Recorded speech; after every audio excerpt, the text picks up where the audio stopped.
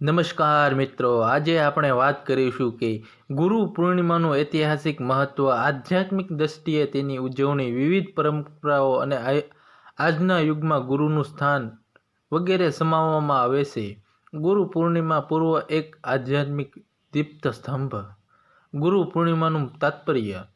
ભારતીય સંસ્કૃતિમાં ગુરુનું સ્થાન એકદમ ઊંચું છે. ગુરુ બ્રહ્મા, ગુરુ વિષ્ણુ, ગુરુદેવો મહેશ્વર જેવી સ્તુતિઓ દ્વારા ગુરુની ત્રિમૂર્તિની સમાન માનવામાં આવે છે.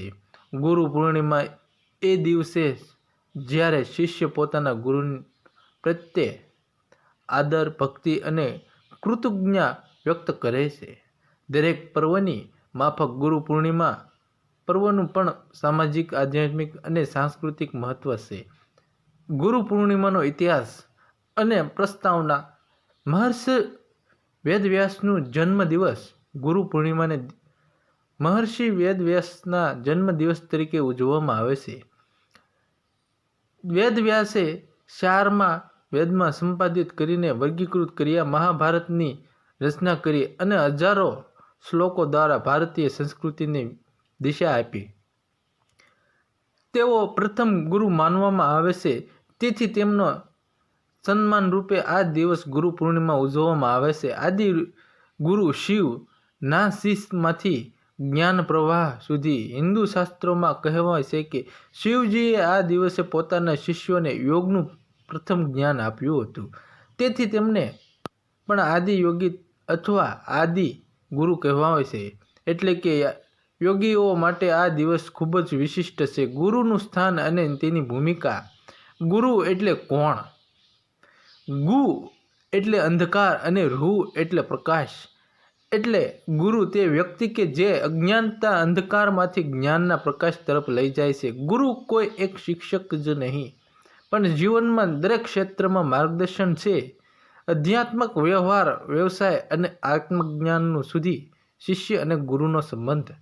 શિષ્ય અને ગુરુ વચ્ચેનો સંબંધ માત્ર શિક્ષક અને વિદ્યાર્થીઓનો નથી, તે એક વૈદિક બંધન છે. ગુરુ શિષ્યને એ રીતે ઘડવાય છે કે તે જીવનના દરેક પાસામાં નમ્રતા, સમય અને જ્ઞાન ધરાવે છે. ગુરુ પૂર્ણિમાના દિવસે થતી ઉજવણી. આધ્યાત્મિક પદ્ધતિઓ. આશ્રમો અને મંદિરોમાં ગુરુ પૂજન થાય છે. શિષ્યો ગુરુના શરણ સ્પર્શ કરીને આશીર્વાદ લે છે. ગુરુમાં ઉપદેશ અને પ્રવચન થાય છે. યોગ, સાધના, ધ્યાન, હવન જેવી પ્રવૃત્તિઓ થાય છે. વિદ્યા ક્ષેત્રે પણ મહત્વ. શાળાઓ અને કોલેજોમાં શિક્ષકો માટે કાર્યક્રમો થાય છે. વિદ્યાર્થીઓ તેમના શિક્ષકોને ઉપહાર આપે છે, સુંદર પત્રો લખે છે અને તેમનું સન્માન કરે છે. ધર્મપીઠો અને આશ્રમો ઉત્સવ. આ દિવસે ગુરુ દ્વારા શિષ્યોને દીક્ષા આપવાની પરંપરા છે. મોટા આશ્રમમાં લાખો ભક્તો એકત્ર થાય છે અને ગુરુઓના આશીર્વાદ મેળવે છે. યોગ ગુરુઓ દ્વારા યોગ શિબિરો યોજાય છે.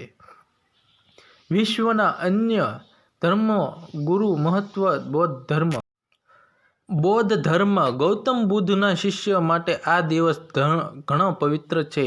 એવું માનવામાં આવે છે કે બુદ્ધ આ દિવસે પોતાના શિષ્યોને પ્રથમ ઉપદેશ આપ્યો હતો. ધર્મચક્ર પરિવર્તન. શીખ ધર્મ.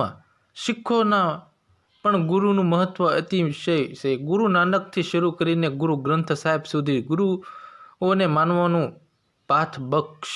ગુરુ પૂર્ણિમા ભલે ખાસ રીતે ન ઉજવાય, પણ ગુરુ તત્વનો મહિમા ત્યાં પણ ઊંચો છે. આજના યુગમાં ગુરુનું રૂપ અને પડકાર. પરિવર્તનશીલ સમાજમાં ગુરુની ભૂમિકા. ડિજિટલ યુગમાં શિષ્ય ગુરુથી દૂર છે, પણ ગૂગલ જ્ઞાન આપી શકે, દિશા નહીં.